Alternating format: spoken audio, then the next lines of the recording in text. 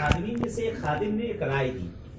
कहते हैं कि ऐसा है कि ये गुंबद पे जो मौला का गंदा हो रहा है गुंबद, एक काम करते हैं कि इस गुंबद पर इलेक्ट्रिक शॉर्ट लगा दिया जाए, लाइट लगा दी जाए, करंट लगेगा, परिंदा बैठेगा, उसको लाइट लगेगी, यहाँ से उड़ जाएगा। और लाइट भी, क्योंकि परिंदों को इतनी असर नहीं होती जितनी इंसानों को असर होती, इतनी तेज लाइट हो, उसमें करंट हो कि परिंदा उस पर बैठे और वहां से वो उड़ जाए। कहा गया ये आइडिया बहुत अच्छा है, यही आइडिया और यही किया जाए।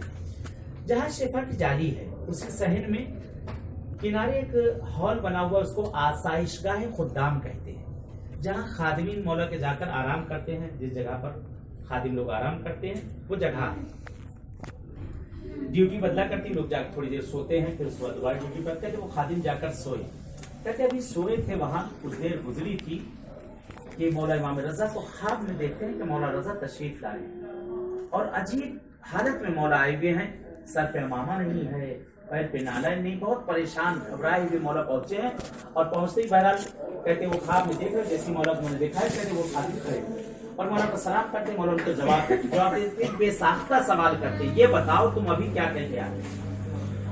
तो मौला कुछ नहीं, अभी क्या राय दी, क्या मौला यही कि आपको गुम्बद, हाँ तुम लोग को हमारे गुम्बद पे सफाई करने में दिक्कत होती है, परेशानी होती है, हमारे गुम्बद साफ करने में तुम लोग को परेशानी और दिक्कत होती है। तुमने कहा कि मेरे गुम्बद पर लाइट लगा दी जाए, वहाँ करंट लगा दिया जाए। बड़ी आसानी से तुमने कह दिया कि मेरे गुम्बद पे लाइट और करंट लगा दिया जाए। तुमने क्यों ये सोच लिया कि तुम ही फकत हमारे जायर हो? सुने मौला, यानी तुमने कैसे सोच लिया कि तुम इंसान ही फकत हमारे जायर हो? ये परिंदे, ये जानवर, ये सब मेरे जायर है, नहीं मालूम कहां कहां से ये दुनिया से आते हैं। अगर इनको जर्रा बराबर तकलीफ, यानी मुझे तकलीफ, इनको जर्रा बराबर अजियत, यानी इनको मासूम कि जो परिंदों को भी अजियत न चाहे, वो कैसे चाहेंगे हमें और आपको तकलीफ हो जाए? कहते मौला फिर वो किस तरह से आपके गुंबद का फिर सफाई के कहा, तुम मेरे गुंबद में लाइट न लगवा, करंट न लगवा, मैं रजा वादा करता हूं कि आज के बाद से एक परिंदा भी मेरे गुंबद पे नहीं बैठेगा।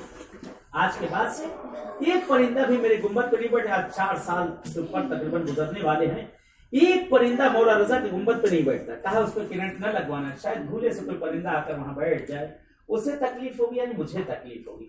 आज भी देखिए शाम ढलने वाले की अजब मंजर होता है, गुंबद पर कबूतर आते हैं और आकर ऐसे तवाफ करते हैं, निकल जाते हैं। अब अभी लेडी मालूम कहाँ से आती है, तवाफ करती, चिड़िया आती है, तवाफ करती, निकल जाती है। और वहाँ कबूतरों की जगह बनी हुई बाग रिजवान के अंदर, वहां पे कबूतर जैसे लगता है कोई खड़ा हो उनके लिए कि तुम्हारी मेहमान नवाजी के लिए वहां पर जाओ, रहने का तुम्हारा इंतजाम किया गया। कबूतर वहां जाइए, आप जो कबूतर हो उनके आप निशान लगा दीजिए, उनके परों पर कुछ निशान लगा दीजिए। आज जो कबूतर आप 2 दिन देखेंगे, 2 दिन बाद वो कबूतर आपको नहीं मिलेगा। जहां से जो आया होता है वो वापस वहां चला जाया करता है। वो मासूम जो अपने परिंदों का भी इतना ख्याल करे तो हम लोगों का क्यों ना ख्याल करेगा। आज इस मासूम की बारगाह में हम लोग भी आए, दुआ करते हैं परवरदिगार से कि हम सबका ना इस बारगाह में कबूल हो।